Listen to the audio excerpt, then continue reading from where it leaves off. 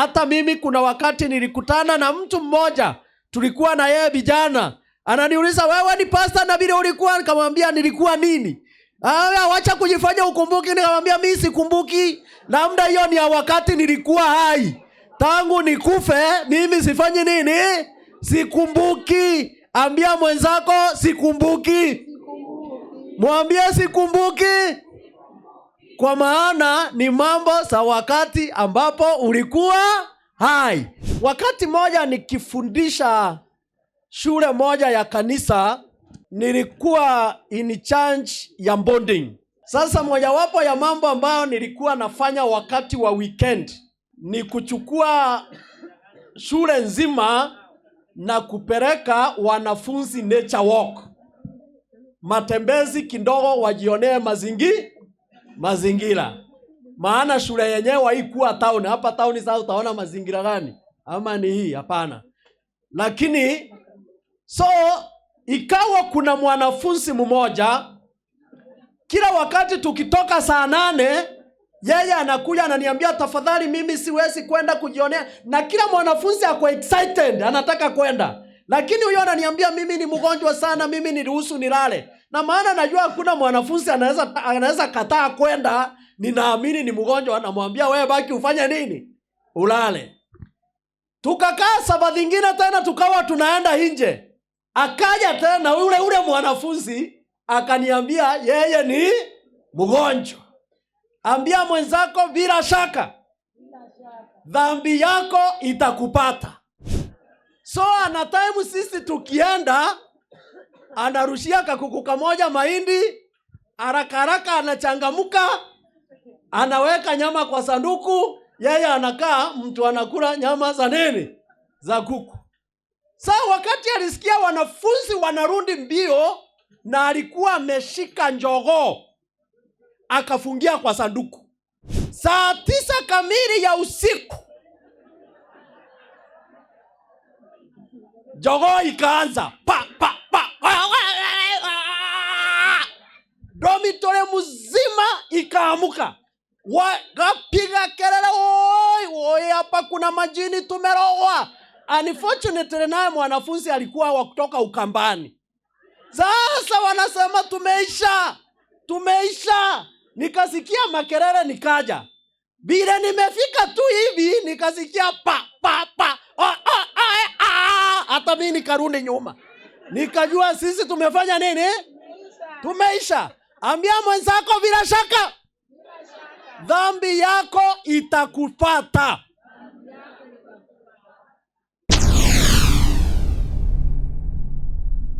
Get the point. Take a step forward. Na wasalimu kwa jina la Yesu. Bwana asifiwe.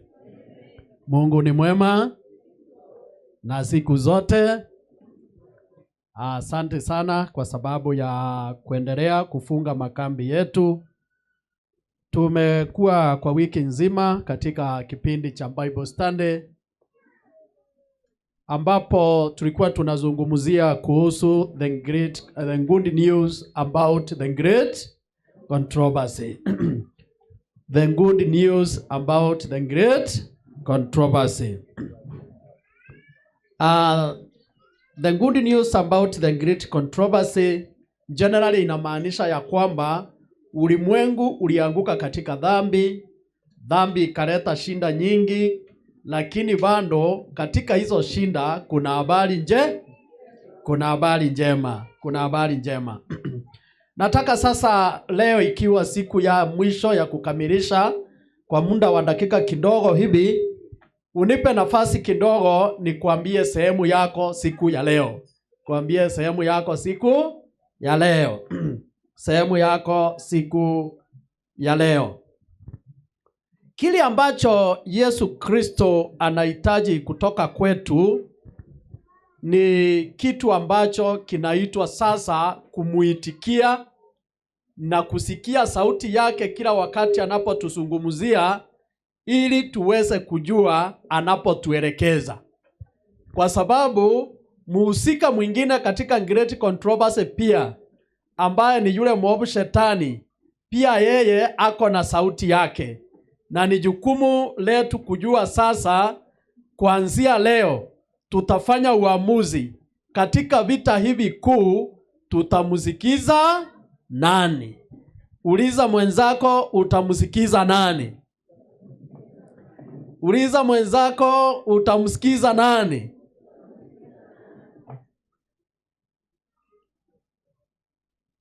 Ningependa niseme hivi.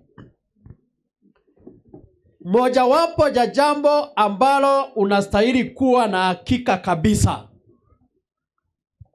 ni ya kwamba ijapokuwa dhambi imetuadhiri, jana tulisema all is not lost. All is not what?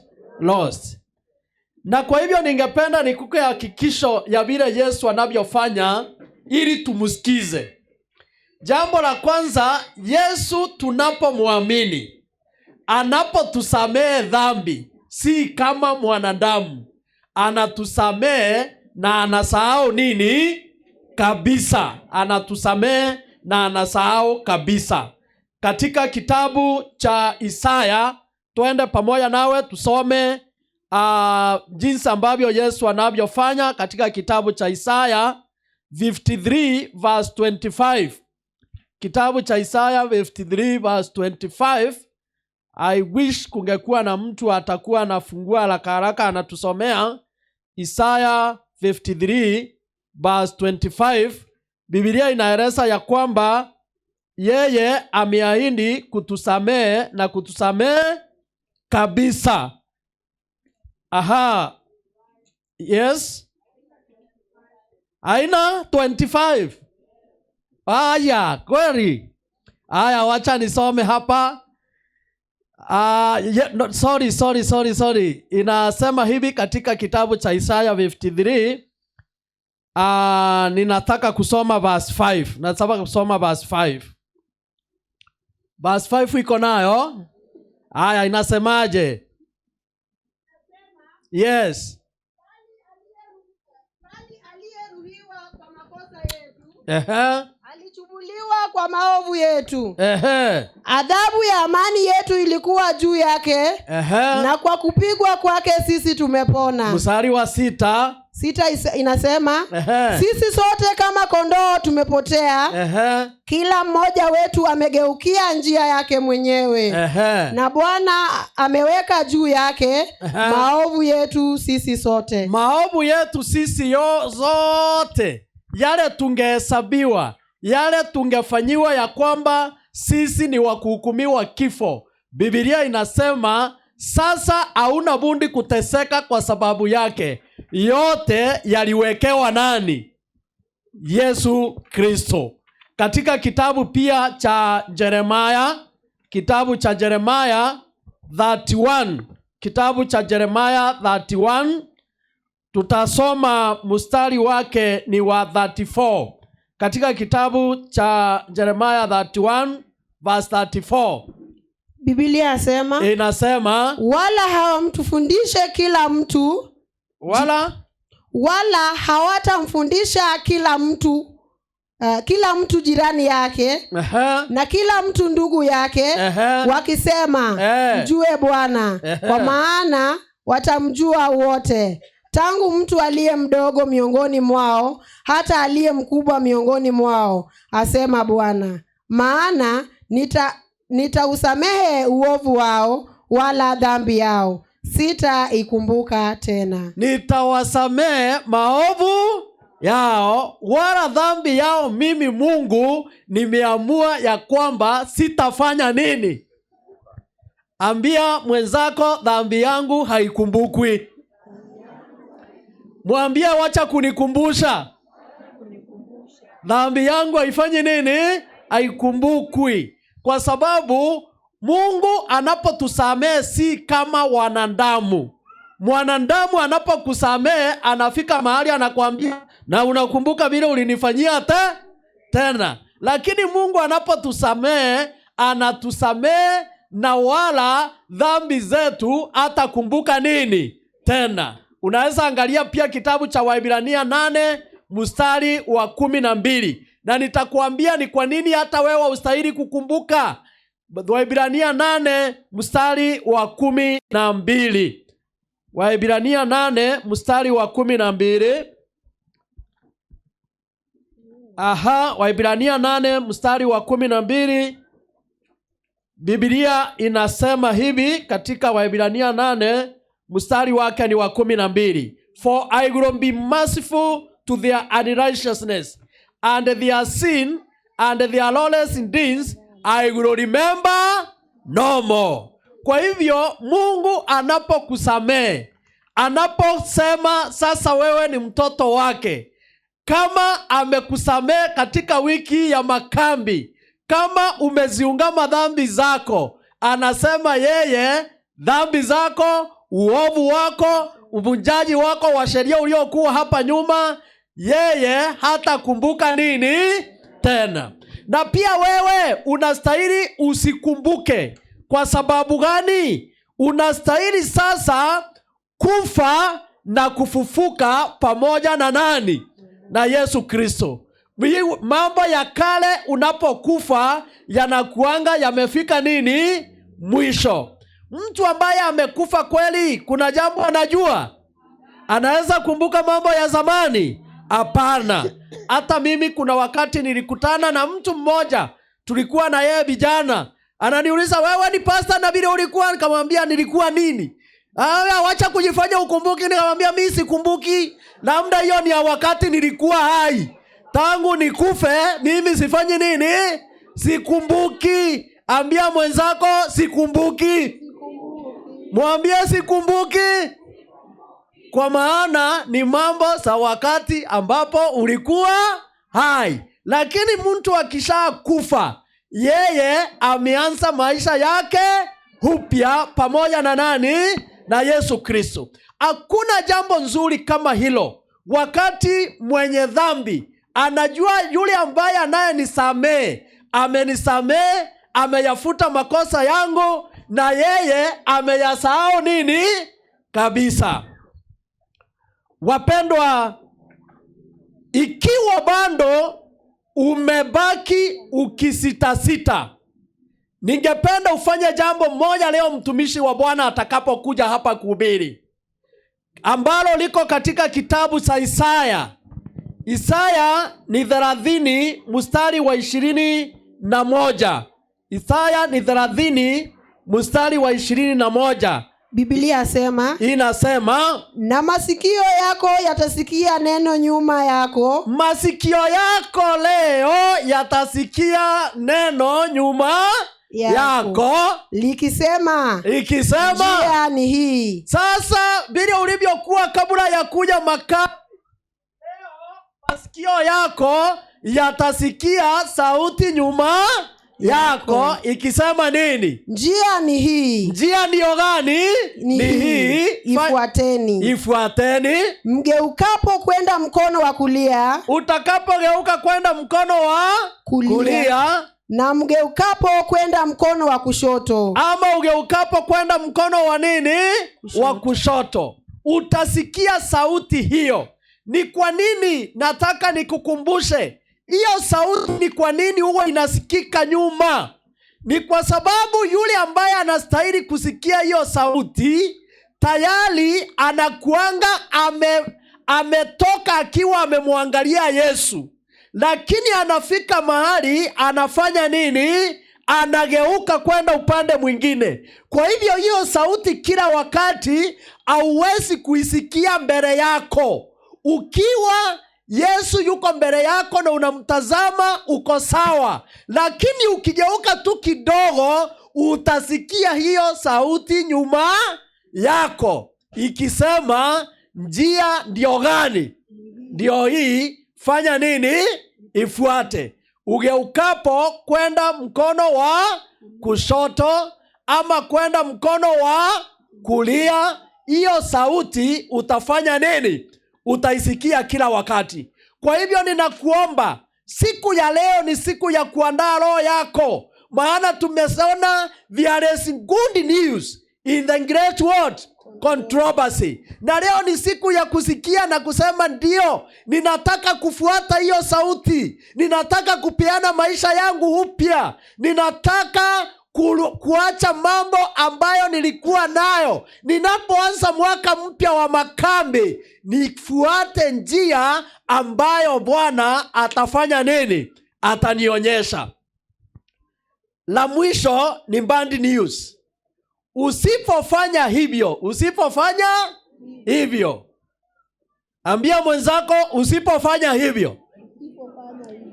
Mwambie pastor amesema usipofanya hivyo. Usome kitabu cha Numbers 32 verse 23. Biblia inasema nini? 32 verse 23, kitabu cha Numbers. Usiposikia ya kwamba hii ndio sauti ya kwenda mkono wako wa kushoto ama wa kulia. Biblia yasema, lakini kama hamtaki kufanya neno hilo. Lakini kama hautaki kufanya neno gani? Hilo. Ninyi mmefanya dhambi mbele za Bwana. Nyinyi mmefanya dhambi mbele za nani? Za Bwana. Nanyi jueni ya kwamba hiyo dhambi yenu itawapata, hapana budi. Nawe jua hakika dhambi, maana nilikufundisha dhambi iko na haijaenda mahali. Usipofanya hivyo, usipoamua kumfuata Yesu ambaye atakupigania, usipoamua kumfuata Yesu ambaye atakuinua, usipoamua kumwendea yeye ambaye ana uzima wa milele, bila shaka jua dhambi hiyo bila shaka itafanya nini? Itakupata. Utafika mahali utakufa kifo cha milele na nini? Na milele. Wapenzi wa Bwana, mjambo. Unajua wakati ninapoongeanga hivi huwa ninakumbuka jambo lingine mpaka hata mimi ninacheka. Wakati moja nikifundisha shule moja ya kanisa, nilikuwa in charge ya bonding. Kuwa bonding master. Sasa bonding master tutasema aje kwa Kiswahili? Kiongozi wa bonding. Master ni kiongozi. Master ni kiongozi. Mwalimu ni kiongozi. Ni bwana. Bwana wa bonding. Okay, nilikuwa mwalimu anayesimamia mambo ya bweni. Kwa mwalimu anayesimamia mambo ya bweni, ya bweni ya kulala wakati wa usiku na pia mchana. Sasa mojawapo ya mambo ambayo nilikuwa nafanya wakati wa weekend ni kuchukua shule nzima na kupeleka wanafunzi nature walk. Matembezi kidogo wajionee mazingira. Maana shule yenyewe haikuwa town. Hapa town sasa utaona mazingira gani? Ama ni hii? Hapana.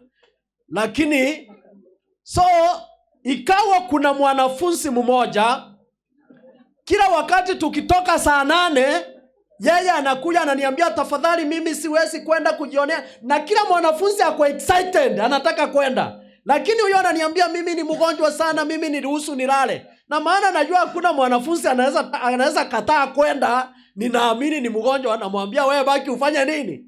Ulale. Tukakaa sababu nyingine tena tukawa tunaenda nje. Akaja tena ule mwanafunzi akaniambia yeye ni mgonjwa. Ambia mwenzako bila shaka dhambi yako itakupata. Ikafika sababu nyingine saa 8 tukatoka nje, yule mwanafunzi akaja. Akaniambia mimi mwalimu, mimi ni mgonjwa. Nikamwambia sawa wewe, hata akili haikuniambia ni yule. Nikamwambia wewe rudi kwa bweni ufanye nini? Ulale. Wacha wenye wanataka kwenda wafanye nini?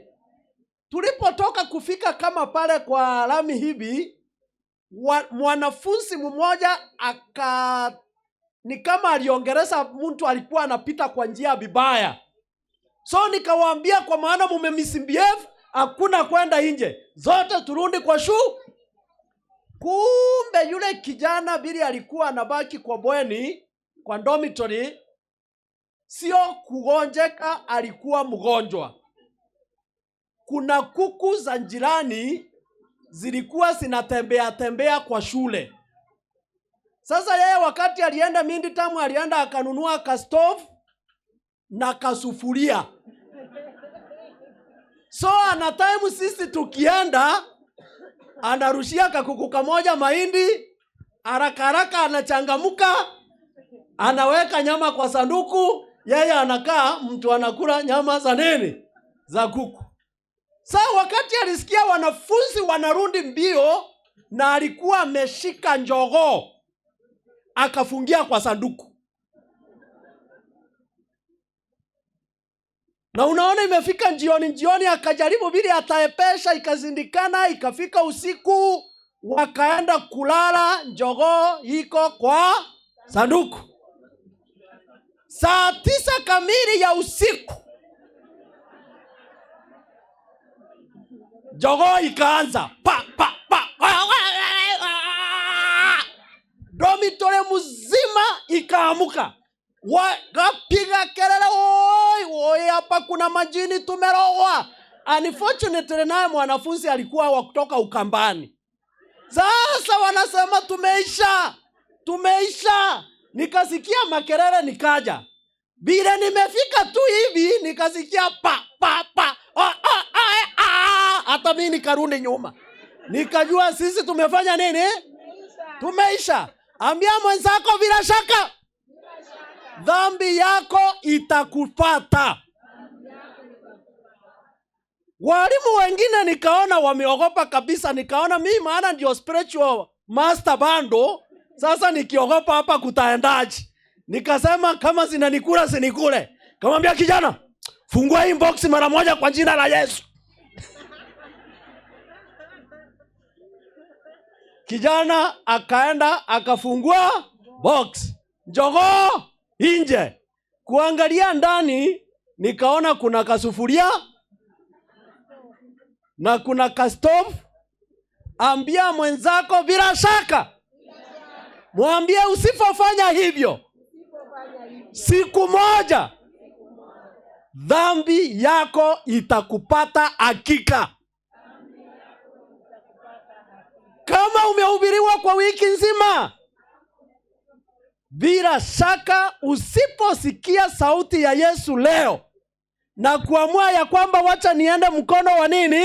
Wa kushoto anavyonielekeza, ama njia ndio gani? Ndio hii. Usiposikia hiyo sauti, bila shaka dhambi yako itakupata.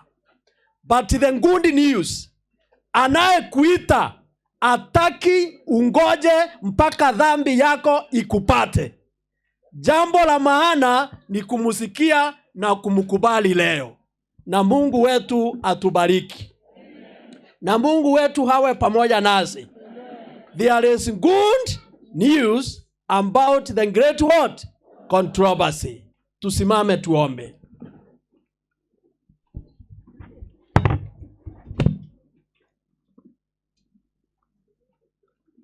Mtakatifu Mwenyezi Mungu, jambo ambalo linafurahisha maisha yetu katika confusion ya ulimwengu wa dhambi ni ya kwamba wewe ulikufa msalabani. Good news. Na Bwana, tujapokuwa katika dhambi, tukiziungama dhambi zetu, tukija kwako, wewe unatusamehe, na zaidi ya kutusamehe unasahau kabisa. Ningeomba siku ya leo kila mmoja atakaposikia sauti yako, Mwenyezi Mungu, kama amegeuka mkono wa kushoto ama alikuwa amegeuka mkono wa kulia, Bwana, kila mmoja hiyo sauti tuisikie na tukugeukie wewe uliye habari njema katika ulimwengu wa vita kuu. Tunakuomba Mwenyezi Mungu, ijapokuwa yule mwovu shetani alikuwa ametuweka chini, tutainuka tukija kwako kwa jina la Yesu Kristo.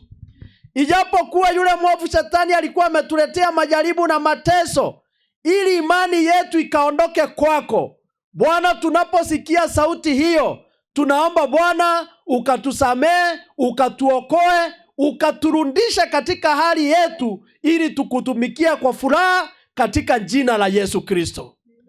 Lakini Mwenyezi Mungu, pasiwe na mmoja wetu ambaye atakosa kufanya jambo hilo, maana bila shaka mshahara wa dhambi mwisho wake ni mauti. Bila shaka dhambi yake itampata, na kifo tutakachokufa ni cha milele na milele. Hatungependa kipindi kama hicho, lakini Bwana, tungeomba siku ya leo kupitia kwa Roho wako Mtakatifu, walio na maumivu kwa sababu ya vita kuu, kwa sababu ya magonjwa katika vita kuu, kwa sababu ya uchumi katika vita kuu, siku ya leo ndio siku ya kusema nimekuja ili niwape habari njema. Ninaomba habari hiyo njema tuwe tayari, tuandae mioyo yetu na tuipokee sisi wote, na ni katika jina la Yesu Kristo twaomba na kuamini. Amen.